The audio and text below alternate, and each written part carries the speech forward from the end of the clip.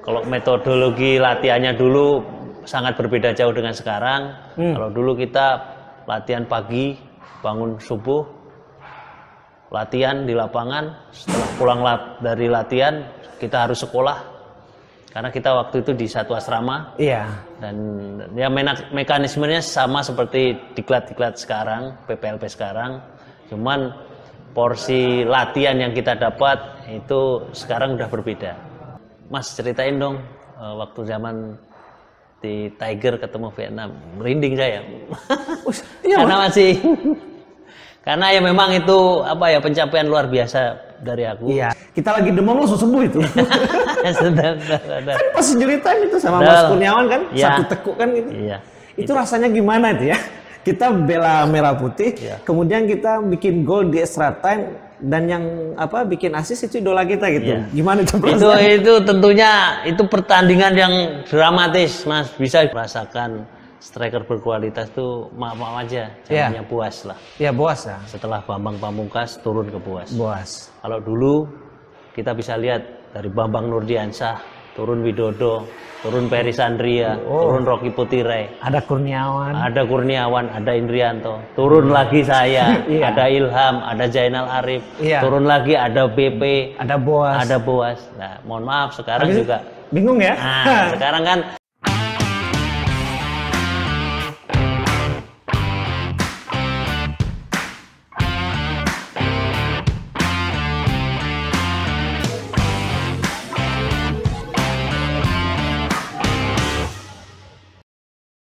Assalamualaikum warahmatullahi wabarakatuh. Di sana pecinta lensa bola Minang 1, alhamdulillah bersua kembali bersama saya Rivo Septian dalam rubrik Lensa Bola Minang 1. Dan kali ini kita mendapat tamu spesial, salah seorang legenda timnas dan juga berkarir luar biasa selama berkarir di klub. Sepanjang sejarah persepak bolaan Indonesia ada beberapa klub besar. Dan diantaranya 4 klub besar ini yang diketahui memiliki rivalitas yang kuat, namun beliau bisa berkarir di 4 klub tersebut. Apa saja itu? Nanti kita bahas.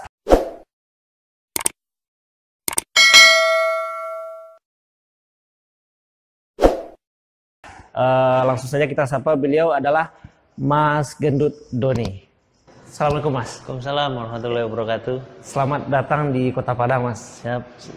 Terima kasih untuk waktunya, sudah menyediakan waktu bagi kami Minang 1 untuk wawancara di sela-sela modul 3 ya Mas ya? Ya, license diploma. Ngomong-ngomong Mas, Mas ini kan berkarir di timnas, itu di era-eranya saya masih SMP Mas. Ya. Artinya generasi milenial sekarang mungkin ada yang tidak tahu gitu.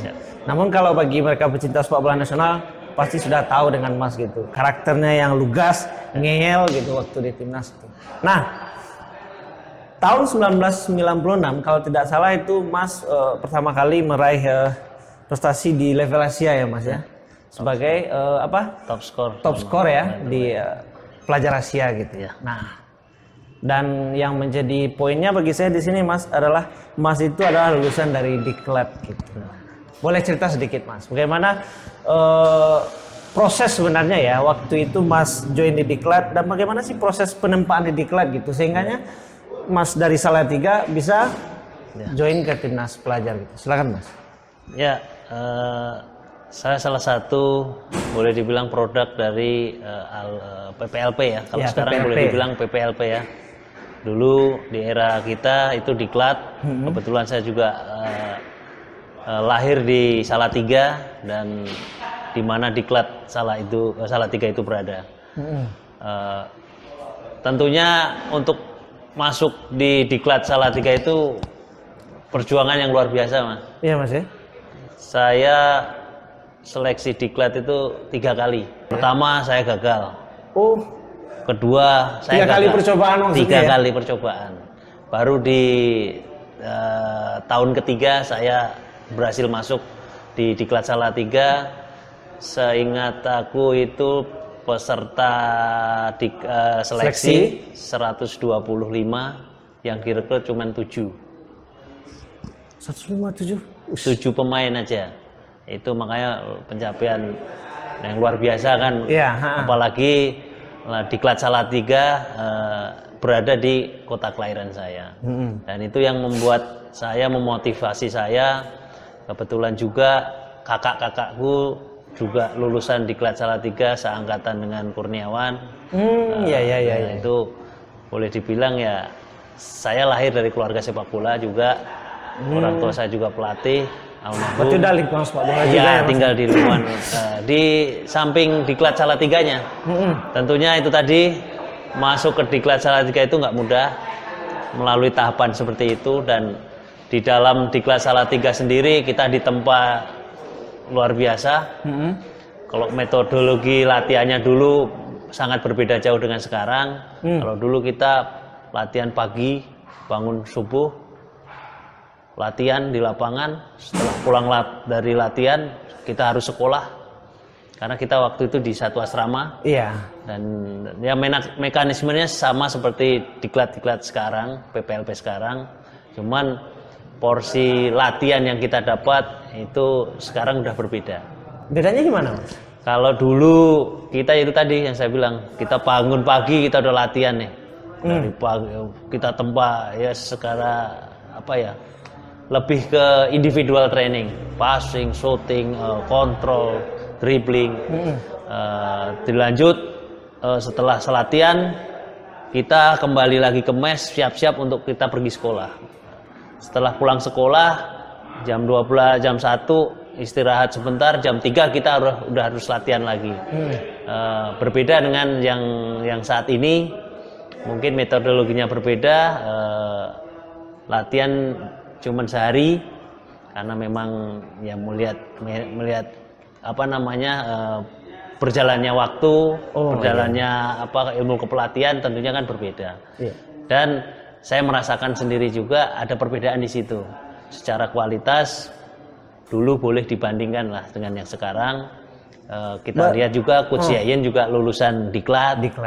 Terus kalau yang di Padang yang saya tahu itu aja ya. Terus Coach Hendra juga, Hendra Susila juga dari lulusan Padang. Diklat, siapa? Coach Gus Dedi kan juga dari Diklat. Dia kan Gus Dedi pegang di PPLP ya.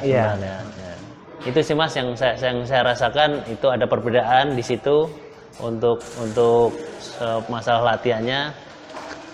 Dan bukannya yang sekarang itu jelek, enggak, bukan mengecilkan yang sekarang, cuman memang kembali lagi dengan ilmu sepak bola kan selalu berkembang, Mas. Gitu. Cuman sedikit ya Mas, mohon maaf ya, karena kebetulan pas kan lagi ambil license gitu. Kira-kira ini dari sejauh evaluasi Mas gitu dengan pelaksanaan Diklat zamannya Mas dengan sekarang gitu, apa sih kira-kira yang zaman dulu, yang zaman Mas itu yang bisa diadopsi gitu dan layak untuk masih dilaksanakan dan kelihatan hasilnya di timnas kan? Apa itu Mas kira-kira? Yang pasti kan kalau di Diklat itu kalau dibanding dengan di Padang sama yang di Jawa kan jelas berbeda Mas ya. Karena kalau di Jawa dulu kita latihan tiap hari, tapi kita kan meskipun kalau namanya Diklat itu kan latihannya tiap hari, pertandingannya cuma sekali. Antar Diklat seluruh Indonesia itu setahun cuma sekali. Jadi sedangkan anak-anak itu latihannya tiap hari. Nah, waktu itu juga pelatih di Diklat Salatiga gimana mensiasati supaya anak-anak ini tetap terjaga fisik, gamenya, teknik taktiknya. Kita diajak bermain Mas, diajak ikut turnamen di mana-mana. Itu yang menjadi secara tidak langsung jam terbang kita diuji di situ. Karena ketika pemain melakukan latihan yang ada bosan juga. Karena latihan harus diaplikasikan dengan game. Nah, itu yang saya rasakan dulu di era saya. Mungkin apalagi di Padang ini juga nggak banyak tim untuk bisa diajak partner. Iya. Sama mungkin kendala juga di masalah sarana kan yang pasti kompleks miris lah. Banyak kalau dihitung secara ini kompleks macam permasalahannya. Cuman kalau yang perbedaan di era saya dengan sekarang mungkin banyak pelatih itu memberikan solusinya di situ. Kita diajak banyak game ke satu tempat, ikut turnamen, padahal itu kelasnya berbeda. Kita masih SMP, SMA, lawannya udah senior semua gitu, Mas. Itu yang jadi sampai saat ini ya, kalau kita ketemu sama sesama alumni diklat itu merasakan seperti itu. Beda ya zaman kita sama itu. Dulu kita secara nggak langsung kita tuh udah dapat jam terbang. Dan kemudian itu memang kita rasakan benar. Secara mental pun tentu lebih terasa. Kan? Pastinya, karena kan berbeda kan Mas, latihan terus sama ada di game, lawan berbeda. Kalau di latihan secara tim kan lawan teman sendiri. Terlebih lagi kalau di event seperti itu tentu karakter lawan beda-beda. Berbeda-beda, benar sekali Mas, benar sekali. Udah dilatih juga kecerdasan dalam mengambil keputusan. Harus Nah, jadi ceritanya Mas dari diklat itu bisa lolos ke timnas itu gimana prosesnya? Tentunya itu tahapan yang panjang dan yang jelas penuh perjuangan lah Mas ya. Ketika kita meyakini di sepak bola itu sebagai jalan hidup kita, tentunya kita harus berkorban itu dulu. All out ya. Kita harus all out karena maaf juga kadang orang lihat, wah sepak bola buat apa sih, nggak bisa nuntut kamu untuk menjadi seorang. Sampai sekarang terbukti itu mindsetnya harus dirubah ya. Mindsetnya harus dirubah karena apa? Dengan kita mencintai sepak bola juga kita bisa kok kita menuju ke pemain profesional, pemain timnas tentunya itu yang diharapkan seorang pemain. Yang pasti perjuangan saya setelah lulus diklat bisa masuk timnas itu dimulai dari seleksi pelajar juga Mas. Jadi itu terjadi ketika antar diklat seluruh Indonesia tahun 96 ya 96 itu kebetulan di Salatiga jadi tuan rumah, ada diklat Papua, diklat Medan, diklat Padang, diklat Palembang, diklat DKI dan diklat Bontang waktu itu. Salatiga juara. Terus ada talent scout juga kan waktu itu kalau nggak salah dari Ragunan, Pak Edi itu yang kemarin yang waktu itu juga membawa kita. Jadi dipilihlah itu pemain-pemain terbaik pas kejuaraan diklat itu. Akhirnya terpilihlah saya sebagai pemain di skuad tim pelajar Asia 96 di Malaysia. Dan alhamdulillah dari situlah aku mulai mendapat tempat dan mulai disorot ya Mas. Mulai disorot tentunya saat itu aku bisa memberikan juara untuk timnas pelajar, memberikan pencapaian pemain terbaik dan jadi top skor. Dari situ mulai nih awal karir aku bisa masuk ke level timnas. Kalau dilihat perjalanannya karir Mas itu sebagai pemain timnas itu termasuk cepat ya. Artinya proses periodisasi dari junior ke senior itu termasuk cepat. Karena waktu Tiger 2000 Mas udah join dan itu waktu itu usia Mas? Saya itu Tiger itu di usia 22, jalan 22 ya, dan udah jadi tandem itu bagi senior kan? Saya, legend idola saya juga kan? Ya, Kurniawan. Saya ingat sekali itu pertandingan itu. Yang paling fenomenal bagi saya itu pertandingan waktu lawan Vietnam Mas. Siap. Iya, itu ingat kali itu waktu lawan Vietnam di mana kita harus main pakai extra time kan? Siap. Dan saat itu Mas jadi bintangnya gitu. Boleh cerita sedikit Mas? Di level Asia Tenggara kita kan boleh dikatakan kesulitan ketika bersua dengan Vietnam dan Thailand gitu. Buktinya waktu lawan Thailand final kita kalah juga kan. Betul. Walaupun kita punya prestasi lain Mas jadi top skor saat itu kan. Nah, gimana sih saat itu gitu? Waktu lawan Vietnam kita bisa ngatasi gitu. Dan ketika bersua Thailand kita selalu kesulitan gitu. Cerita dikit. Tentunya memang ini mengingatkan memori kita Mas ya. Memori saya sendiri tentunya sampai saat ini kalau dibilang Mas ceritain dong waktu zaman di Tiger ketemu Vietnam, merinding saya. Karena ya memang itu apa ya pencapaian luar biasa dari aku. Sedikit saya cerita ke belakang. Awalnya di Tiger 2000 itu aku nggak kepilih masuk di skuad. Karena di sana ada Kurniawan, Miro Baldo Bento, Rocky Putire sama Bambang Pamungkas. Iya BP ya. Ternyata Bambang Pamungkas tidak dapat izin dari klubnya waktu itu, dia lagi trial ke Nice Breda di Belanda. Terus Rocky Putire juga bermain di Hong Kong. Nah, akhirnya itu kembali lagi garis Tuhan. Rezeki si Mas itu. Garis Tuhan saya harus berada di skuad lagi. Itu saya udah pulang Mas. Setelah TC menjelang keberangkatan ke Bangkok itu saya udah dipulangkan. pas perjalanan pulang dari Jakarta ke rumah kebetulan di Jawa, diteleponlah salah satu pengurus. Saya ingat aku waktu itu almarhum Muhammad Jen, harus balik, siap. Ya mau nggak mau, apa ya?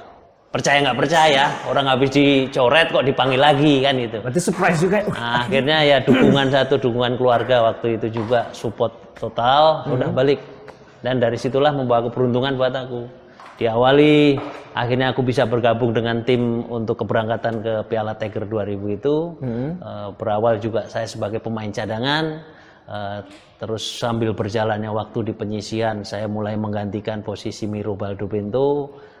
Pelan-pelan saya bisa menciptakan gol, buat jadi penentu. Akhirnya saya sambil berjalannya waktu itu, saya akhirnya dapat tim inti. Berduet dengan salah satu striker idola saya juga, Kurniawan, dan yang banyak membimbing juga di saya.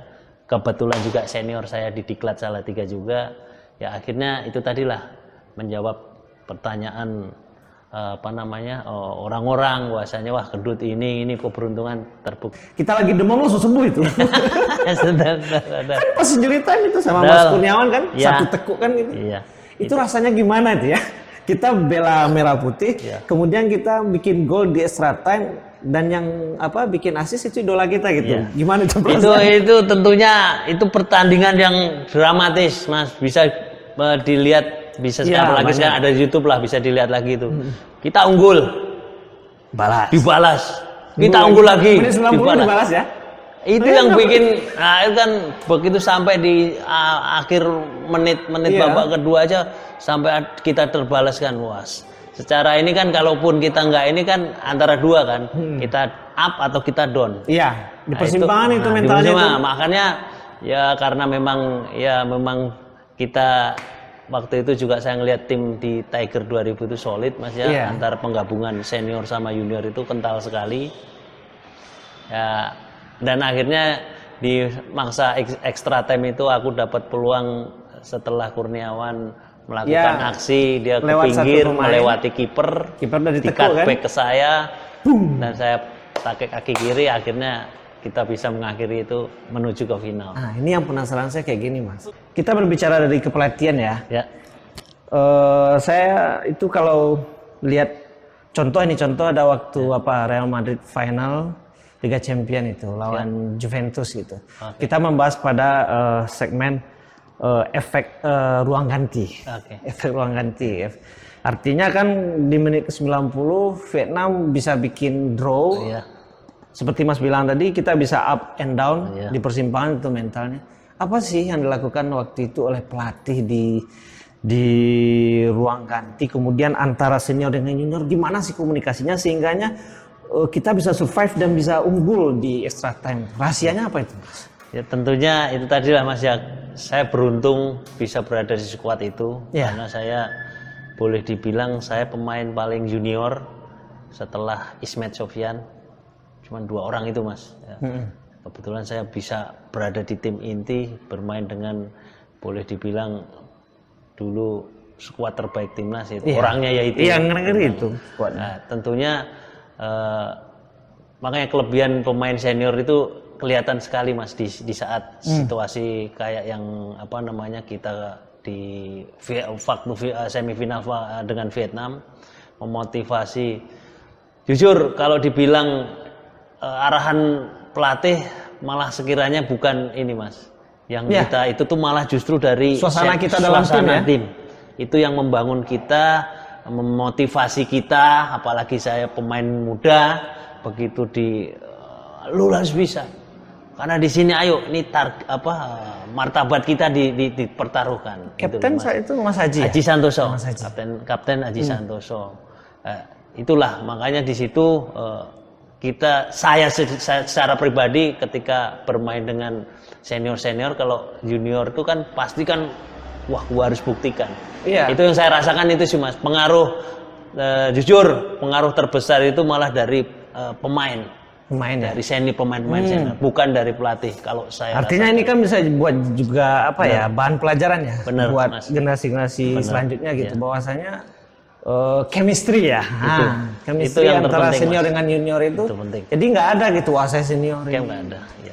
Dan Mas orang yang beruntung gitu. Jujur saya beruntung di antara sekian banyak pemain, saya yang terpilih untuk mewakili pemain junior ada di skuad itu. Saya terbukti yang saya cerita tadi lah. Seperti yang Mas bilang kan, kita kan waktu itu sering baca di bola sama GO. Siap.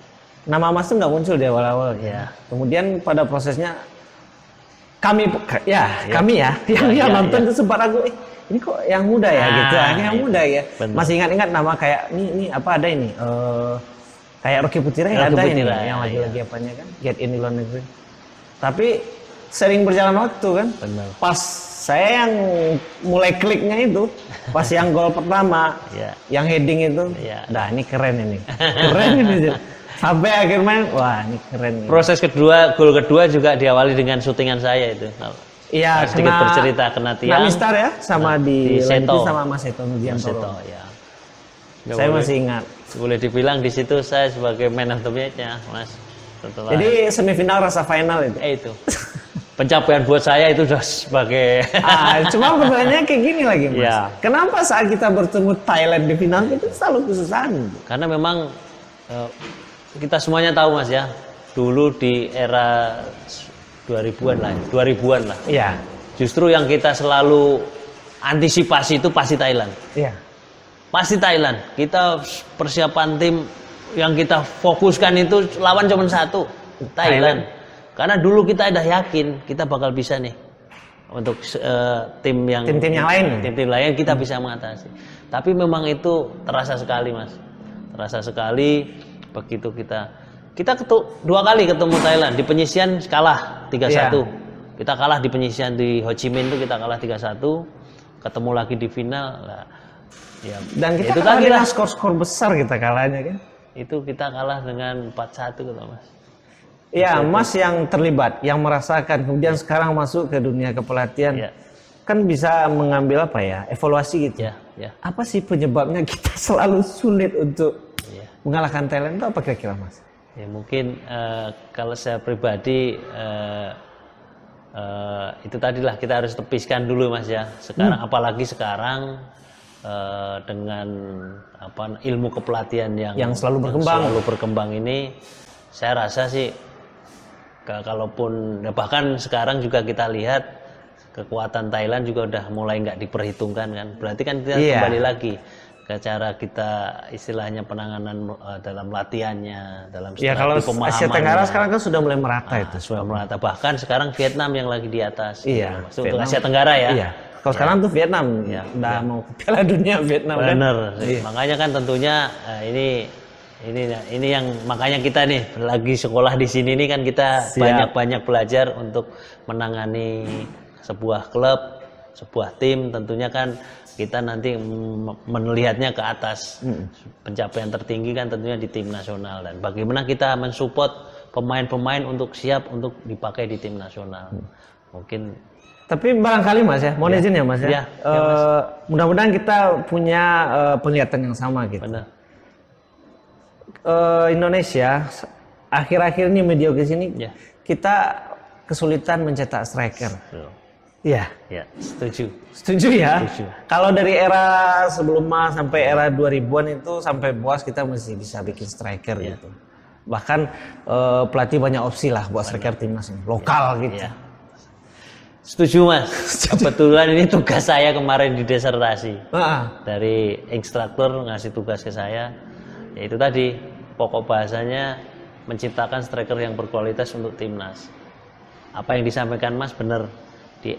Taruhlah kita pukul terakhir kita bisa merasakan striker berkualitas tuh maaf aja, namanya Boas lah. Iya, Boas ya. Setelah Bambang Pamungkas turun ke Boas. Boas. Kalau dulu kita bisa lihat dari Bambang Nurdiansyah, turun Widodo, turun Peri Sandria, turun Rocky Putirai, ada Kurniawan, ada Indrianto, turun lagi saya, ada Ilham, ada Zainal Arif, turun lagi ada BP, ada Boas. Nah, mohon maaf sekarang juga bingung ya. Nah, sekarang kan apalagi di timnas saat ini sekelas Luis Milla aja di 2018-2019 dia menyatakan saya kesulitan mencari striker lokal yang pakai false nine ya. Akhirnya dengan itu tadilah sampai melakukan naturalisasi, seorang Lili Pali didorong untuk menjadi striker, Beto ditaruh untuk menjadi target man. Nah tentunya ini PR kita bersama Mas, terutama kita sebagai pelatih tentunya kan harus menciptakan, ya kebetulan kan kalau striker kan posisi saya dulu sebagai pemain, tentunya miris juga kalau melihat banyak pemain striker sekarang nggak maksimal, karena ya kita nggak bisa menyalahkan kompetisinya juga, karena banyak di tim-tim terlebih di Liga 1 udah pakai satu striker Mas, dan strikernya itu kan asing, ya kan, bisa dirasakan gitu Mas. Tentunya untuk striker lokal untuk dapat jam terbang aja kan sangat susah. Nah, apakah Mas menyadari bahwasanya itu kelemahan dari regulasi salah satunya? Salah satunya ya. Artinya kalau untuk secara gini Mas, secara industri, secara ini kita dapat. Oh iya, kita bicara industri beda kan? Kan? Tapi kalau secara untuk kepentingan mencarikan berkualitas untuk striker untuk timnas, Mas kita sadari semuanya kita kesusahan. Itu tadilah, makanya juga ini PR kita bersama, nggak cuma dari federasi, tentunya kan dari para coaches semua nih. Ketika filosofi itu diyakini, gue mampu nih, gue memainkan peran pemain lokal. Dan tentunya juga dengan kualitas yang enggak jauh dari standar, saya rasa kita akan menemukan striker-striker yang berkualitas. Mudah-mudahan Mas. Alhamdulillah. Mudah-mudahan. Ya, karena mudah-mudahan itu pada yang tepat. Mas pernah jadi striker, sekarang pun disertasinya pun di bagian striker. Mudah-mudahan ketemu jawabannya gitu. Kebetulan benar Mas, ini pertanyaan pas lah dengan apa yang saya juga didapatkan di sekolah ini, license ini. Ya, saya pun merasakan seperti itu. Kita kesulitan mencari striker timnas. Benar ya. Kita tidak kalau kita bicara regulasi tentu akan ada pihak-pihak yang merasa nanti kita tidak pada porsi kita untuk membicarakannya. Benar, makanya di luar kita itu. Kita bicara suasana di lapangan aja dah. Benar Mas, siap. Oke. Hal lain yang menarik dari Mas Gendut ini adalah Mas satu-satunya pemain di Indonesia yang bisa membela 4 klub besar itu, yang rivalitasnya ada ke empat-empatnya gitu. Di Persija, di Persib, Arema, Persebaya. Jarang loh Mas. Siap. Gimana itu Mas bisa seperti itu? Jarang loh. Dan Mas acceptable loh, diterima semua supporter loh. Itu tadilah Mas, masalah kembali lagi ya, keberuntungan juga menaungi saya. Jujur, saya menemukan juga ketika berada di timnas Mas. Kan waktu itu juga, kenapa saya bisa main di Arema? Karena waktu itu di timnas ada Putu Gede. Putu Gede kan tahu kualitas saya bermain. Akhirnya dia merekomendasikan ke manajemen, ke pelatih. Rekrut si Gnoni. Terus begitu juga di Persebaya. Ketika di situ ada Kurniawan, ada pemain asing waktu itu Carrasco, ada Danilo. Dia merasakan waktu itu tim itu mencari striker tandem, Kurniawan lah juga yang merekomendasikan saya untuk bisa di situ.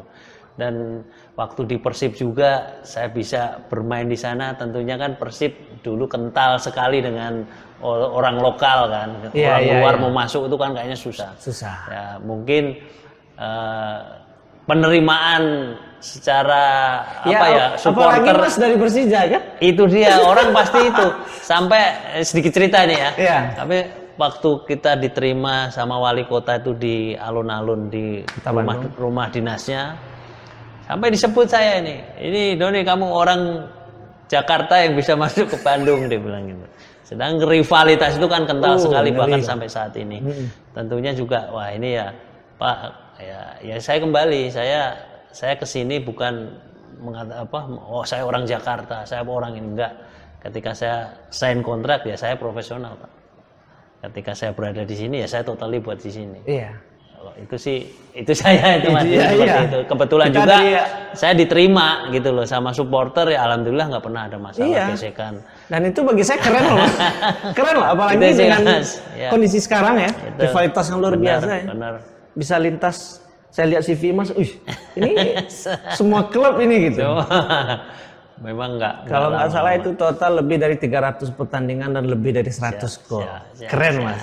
Keren Mas. Bagi dong ini resepnya buat kita, khususnya secara umum nasional ya, secara khususnya di Sumatera Barat nih yang nonton ini. Gimana sih resepnya jadi striker ngeyel kayak Mas ini, saya nyebutnya striker ngeyel. Iya. Oh, maaf ya Mas ya. Bener. Saya kalau nonton Mas, saya rasa-rasa lihat Inzaghi loh. Inzaghi itu kan mainnya kayak apa ya? All out. Iya. Pakai aci gitu. Ya, ya. Tahan banting. Itu yang banyak dibilang sih Mas. Saya di Tangerang dijulukinya sama yang kayak Mas bilang, Inzaghi nih. Ini Inzaghinya Persikota nih waktu saya di Persikota. Iya, bandel Nah, gitu. ya itu tadi. Kembali lagi Mas ya, gimana kita bagi adik-adik yang ada di Sumatera Barat ini dan secara Nasional juga tentunya bagaimana untuk menjadi striker yang hebat kan tentunya kita harus mencintai dulu tuh sepak bola. Yang Nomor pertama, satu ya. harus, dan itu kita harus kerja keras juga. Kerja keras. Dan harus naluri gol juga harus kita ciptakan dari kita junior, dari SSB. Naluri gol itu harus diasah, bukan cuman.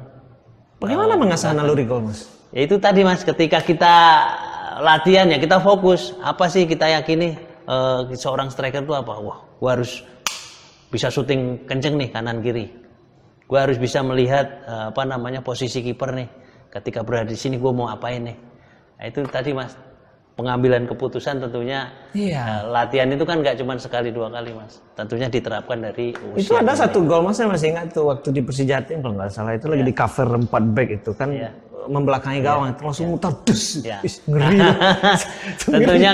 tentunya kan kalau kita sebagai seorang striker jangan ya itu semua talent juga Mas ya. Kalau kita harus kuasai semuanya nggak mungkin. Nggak mungkin, perfect nggak mungkin. Harus kita yakini, kita harus punya spesialisasi.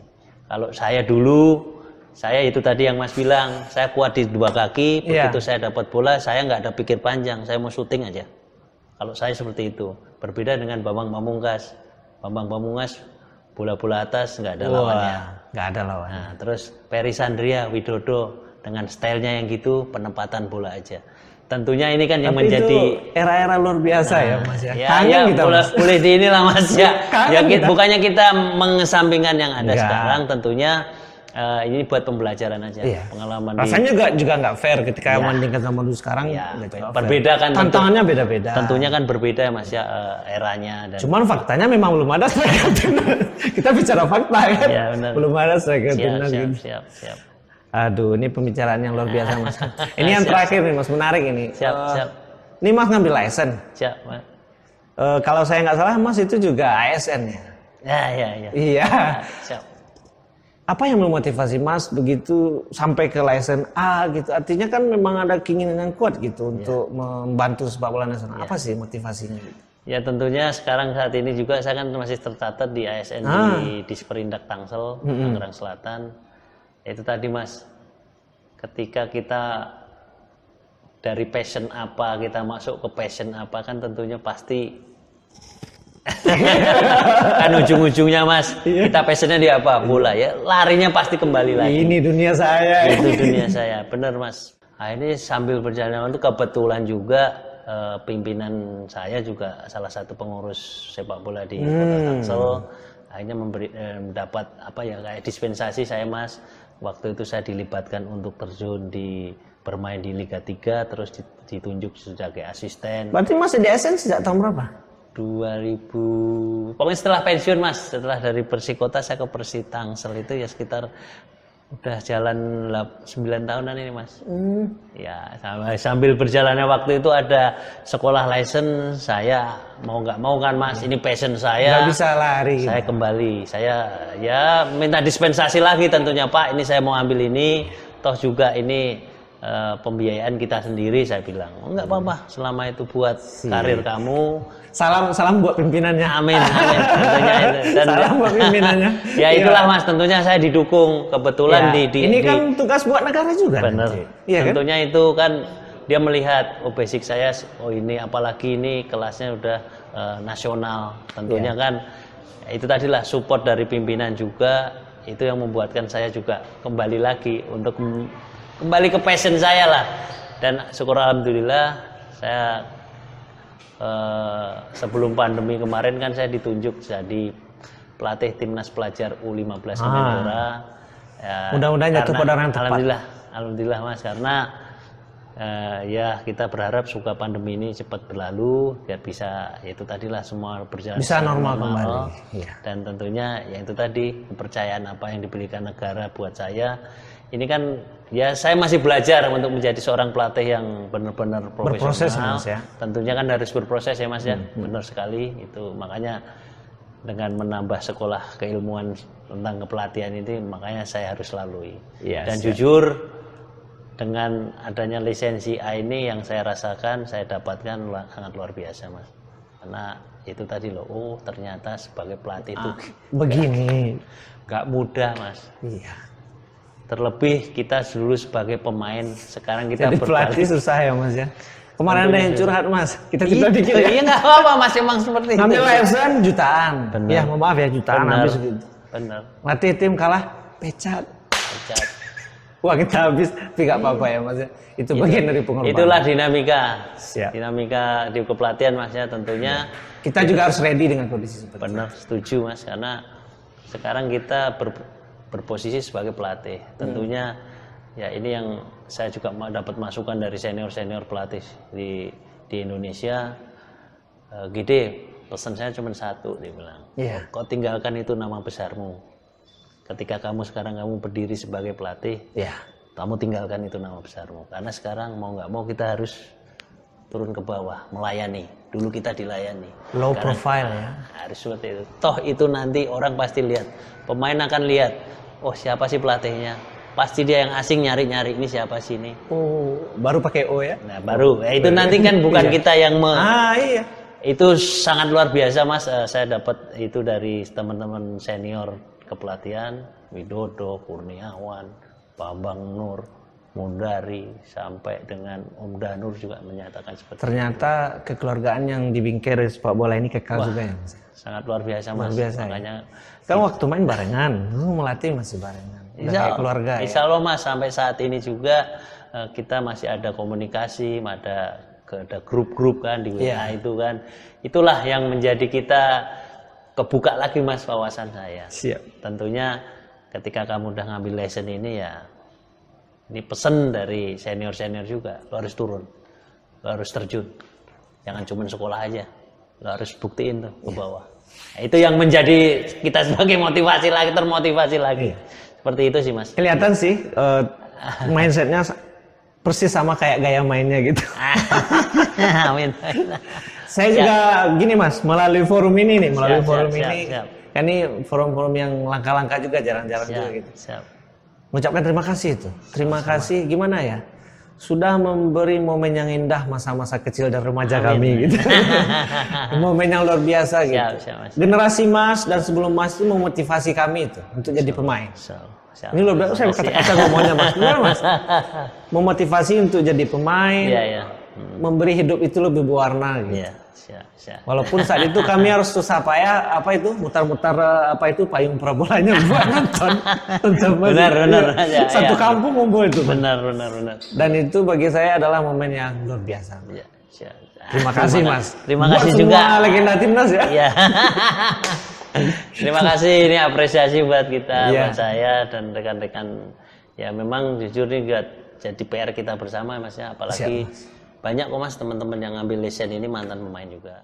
Assalamualaikum warahmatullahi wabarakatuh. Saya Gendut Doni Kristiawan ingin mengucapkan selamat ulang tahun untuk Minang 1.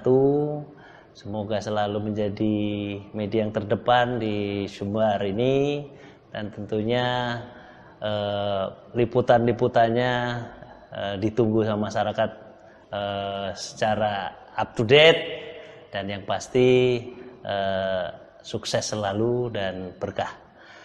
Minang 1, Minangkabau Sabananyo. Iya, siap. Wassalamualaikum warahmatullahi wabarakatuh. Assalamualaikum warahmatullahi wabarakatuh.